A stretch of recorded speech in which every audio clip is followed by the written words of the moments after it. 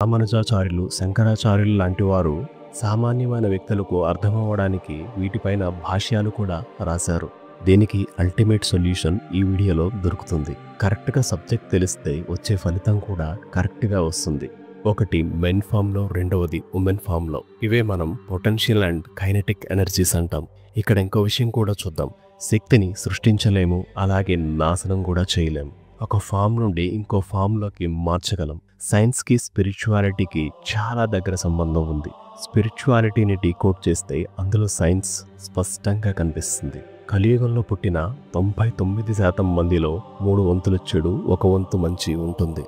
అందుకే మనం ఎంత మంచిగా ప్రయాణం చేద్దాం అనుకుంటున్నా సరే ఏదో ఒకటి అడ్డుపడుతూనే ఉంటుంది. అందరి వైబ్రేషన్స్ ఎంతో కొంత మన మీద పరోక్షంగా ప్రభావాన్ని చూపిస్తూ ఉంటుంది. మనకు అది అర్థం కాదు.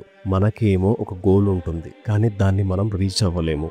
ఎంత కష్టపడినా ఫలితం రాదు, బుద్ధి పనిచేయదు, డిపెండెన్సీ పెరుగుతుంది. ఈ చిక్కులు చికాకుల నుండి తప్పించుకొని ఆరోగ్యం, ధనం, విద్య, సద్బుద్ధిని మనం పొందడానికి లలితా సహస్రనామాలు మరియు విష్ణు సహస్రనామాల్లో చాలా విషయాలు మన కోసం అందుబాటులో ఉన్నాయి.